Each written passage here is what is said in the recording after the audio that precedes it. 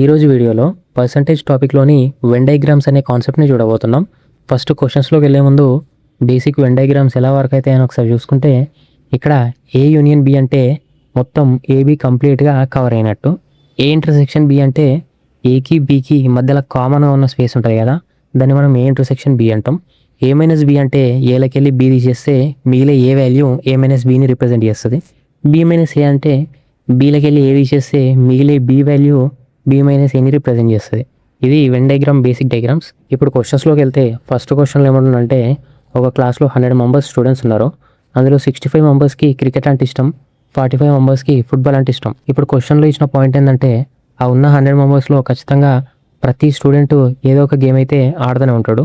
So మనల్ని ఏమడుగుతుందంటే, ఎంతమంది students 2 games ఆడతారని అడుగుతుండు. ఇప్పుడు క్వశ్చన్లో ఇచ్చిన డేటా మనం సపరేట్గా రాసుకుంటే, టోటల్ స్టూడెంట్స్ 100 మెంబర్స్, అందులో క్రికెట్ ఆడేవాళ్ళు 65, ఫుట్బాల్ ఆడేవాళ్ళు 45. సో దీన్ని సాల్వ్ చేయడానికి మనం వెన్ డయాగ్రామ్ ఫార్ములా వేస్తే C union F equals to C plus F minus C intersection F.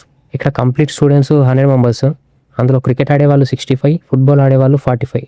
So మనం ఇంటర్సెక్షన్ ఫైండ్ చేయాలి. అంటే అటు క్రికెట్కి ఇటు ఫుట్బాల్కి కామన్గా ఉన్న స్టూడెంట్స్, అంటే 2 ఆడే స్టూడెంట్స్ మనం ఫైండ్ చేయాలి. ఈ ఈక్వేషన్ మనం సాల్వ్ చేస్తే మనకి సి ఇంటర్సెక్షన్ ఎఫ్ అనేది 10 వస్తుంది. అంటే ఉన్న మొత్తం 100 మెంబర్స్ స్టూడెంట్స్లో 10 మెంబర్స్ స్టూడెంట్స్ ఎలాంటి వాళ్ళు అంటే వాళ్ళు ఫుట్బాల్ ఆడతారు ప్లస్ క్రికెట్ ఆడతారు. సెకండ్ క్వశ్చన్ చూసుకుంటే, ఒక గ్రూప్ ఆఫ్ ట్రావెలర్స్లో 70% మెంబర్స్ ఇంగ్లీష్ మాట్లాడతారు, 40% ఆఫ్ మెంబర్స్ హిందీ మాట్లాడతారు. అందులో 15% ఆఫ్ మెంబర్స్కి ఈ 2 లాంగ్వేజెస్ రావు, వాళ్ళు హిందీ మాట్లాడరు, ఇంగ్లీష్ మాట్లాడరు. మనల్ని క్వశ్చన్లో ఏమడుగుతుందంటే, ఎంత పర్సంటేజ్ ఆఫ్ మెంబర్స్ 2 మాట్లాడతారు, అటు ఇంగ్లీష్ మాట్లాడతారు ఇటు హిందీ మాట్లాడతారు అని అడుగుతుండు. క్వశ్చన్లో ఇచ్చిన డేటాను రాసుకుంటే మనకి టోటల్ ట్రావెలర్స్ మనం 100x అనుకుంటే, అందులో ఇంగ్లీష్ మాట్లాడే వాళ్ళు 70x, హిందీ మాట్లాడే వాళ్ళు 40x. ఇప్పుడు 2 లాంగ్వేజ్లు మాట్లాడని వాళ్ళు ఎంతమంది మనకి 15x. ఇప్పుడు అట్లీస్ట్ ఒక్క లాంగ్వేజ్ అన్న మాట్లాడే వాళ్ళ పర్సంటేజ్ మనం ఎలా తీయాలంటే, ఇప్పుడు అట్లీస్ట్ 1 లాంగ్వేజ్ మాట్లాడే వాళ్ళు ఎంతమంది అని చూసుకుంటే 100xకి వెళ్ళి 15x పోతే మనకి 85x వస్తుంది. ఈ 85x ఎట్లా వచ్చిందంటే, మీకు చిన్న ఎగ్జాంపుల్ చెప్తా. ఒక 10 మెంబర్స్ గ్రూప్ ఉంది, అందులో 2 వెజిటేరియన్. సో ఇప్పుడు నాన్ వెజిటేరియన్ ఎంతమంది అంటే మీరు ఎట్లా చెప్తారు, ఉన్న 10 మెంబర్స్లోకి వెళ్ళి ఆ వెజిటేరియన్ టూల్ తీసేస్తే మిగిలిన 8 మెంబర్స్ నాన్ వెజిటేరియనే కదా. సో అలా అన్నమాట. 15% ఆఫ్ మెంబర్స్ ఏ లాంగ్వేజ్ మాట్లాడరు. సో మాట్లాడే వాళ్ళు ఎంతమంది అంటే 100లోకి 15 తీసేస్తే మనకి 85 వస్తుంది. ఈ 85x అనే వాళ్ళు ఏదో ఒక లాంగ్వేజ్ అయితే ఖచ్చితంగా మాట్లాడతారు. ఇప్పుడు మనం 2 లాంగ్వేజ్లు మాట్లాడే వాళ్ళని తీయాలి. సో దానికోసం మనం ఇంతకుముందు వేసిన equation English union Hindi equals to English plus Hindi minus English intersection Hindi. ఇక్కడ ఒకటే లాంగ్వేజ్ మాట్లాడే వాళ్ళు ఎంత పర్సెంటేజ్ ఉన్నారు, 85. ఇంగ్లీష్ మాట్లాడే వాళ్ళు 70, హిందీ మాట్లాడే వాళ్ళు 40% ఉన్నారు. సో ఈ 2 లాంగ్వేజ్ మాట్లాడే వాళ్ళు ఎంతమంది అనే దానికి మనం ఇంగ్లీష్ ఇంటర్సెక్షన్ హిందీని తీసుకుంటే, ఈ ఈక్వేషన్ని సాల్వ్ చేస్తే మనకి 2 లాంగ్వేజెస్ మాట్లాడే వాళ్ళు మనకు 25% వస్తారు. ఉన్న 100xలో 25% మెంబర్స్ ఇంగ్లీష్ మాట్లాడతారు, హిందీ మాట్లాడతారు.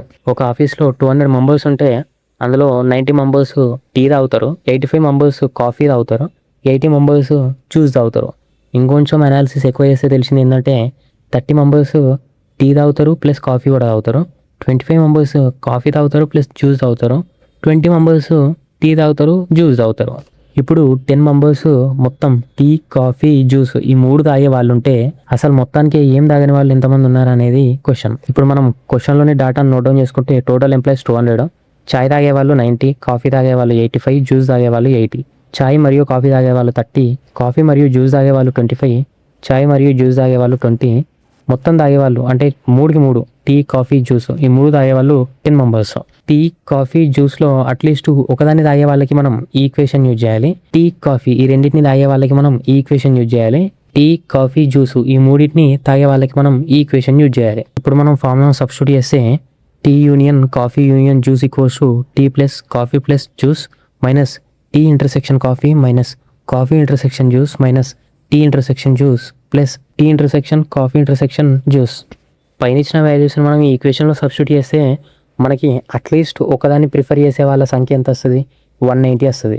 అంటే tea union coffee union juice అంటే అట్లీస్ట్ ఈ 3టిలలో ఒకదాన్ని తాగే వాళ్ళు ఎంతమంది ఉన్నారు, 190 మెంబర్స్ ఉన్నారు. ఇప్పుడు మొత్తానికి తాగని వాళ్ళ లిస్ట్ ఎంత అని చూస్తే, టోటల్ ఎంప్లాయీస్ 200 మెంబర్స్, అందులో అట్లీస్ట్ ఒక్కదాన్ని తాగే వాళ్ళు 190 మెంబర్స్.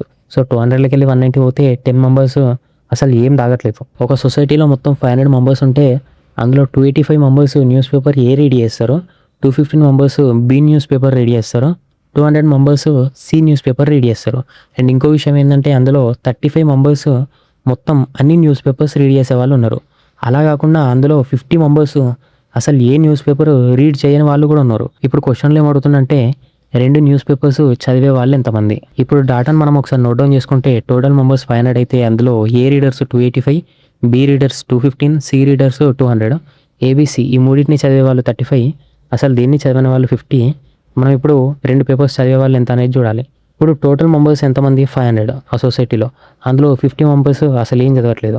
అంటే జస్ట్ చదివే వాళ్ళు ఎంతమంది ఉన్నారు? 450 మెంబర్స్ ఉన్నారు. ఇప్పుడు ఆ 450 మెంబర్స్లో కొందరు ఏ చదువుతారు, కొందరు బి చదువుతారు, కొందరు సి చదువుతారు. వాళ్ళందరినీ కంబైన్ చేస్తే మనకి 700 వస్తుంది. ఉన్న 500 మెంబర్స్లో ఆల్రెడీ 50 మెంబర్స్ ఏం చదవనని చెప్పిన, అంటే మిగిలేదు 450 మెంబర్సే. కానీ ఇక్కడ చూసుకుంటే ఏబీసీ 700 ఎట్లా వచ్చిందంటే ఏబీసీలో వాళ్ళు కొందరైతే 3 పేపర్లు చదువుతారు కాబట్టి నెంబర్ 700 వచ్చింది.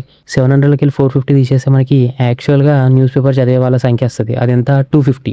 ఇప్పుడు 3 న్యూస్ పేపర్స్ చదివే వాళ్ళు ఎంతమంది ఉన్నారని చెప్పాను నేను? 35 మెంబర్స్ వాళ్ళే న్యూస్ పేపర్ చదువుతారు, ఎక్స్ట్రాగా 2 న్యూస్ పేపర్స్ చదువుతారు కాబట్టి 35 × 2. ఆ 2 ఎందుకంటే వాళ్ళు ఎక్స్ట్రాగా 2 న్యూస్ పేపర్స్ చదువుతారు, మొత్తం 3 చదువుతారు కదా.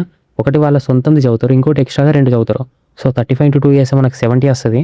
సో ఇప్పుడు 2 న్యూస్ పేపర్స్ చదివే వాళ్ళు ఎంతమంది అని చూసుకోవాలనుకుంటే ఆ 250లోకి వెళ్ళి ఈ 3 న్యూస్ పేపర్స్ చదివే వాళ్ళని మనం తీసేస్తే 2 న్యూస్ పేపర్స్ ఎంతమంది చదువుతారు అనేది తెలుస్తుంది. సో 250లోకి వెళ్ళి ఈ 70 తీసేస్తే మనకు 180 వస్తుంది. 180 మెంబర్స్ 2 న్యూస్ పేపర్స్ చదివే వాళ్ళు ఉన్నారు ఆ కాలనీలో. ఒక కాలేజ్లో మ్యాథమెటిక్స్ 80% స్టూడెంట్స్ పాస్ అయ్యారు, ఫిజిక్స్ 75% స్టూడెంట్స్ పాస్ అయ్యారు, కెమిస్ట్రీ 70% ఆఫ్ స్టూడెంట్స్ పాస్ అయ్యారు. క్వశ్చన్లో ఆ 3 సబ్జెక్ట్స్ పాస్ అయిన స్టూడెంట్స్ యొక్క పర్సంటేజ్ అడుగుతుండు.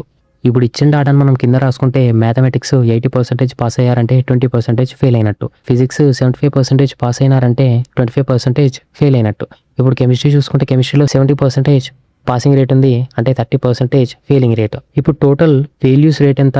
20 + 25 + 30, 75% మంది ఫెయిల్ అయినట్టు, 75% ఫెయిల్యూర్ రేట్ ఉంది.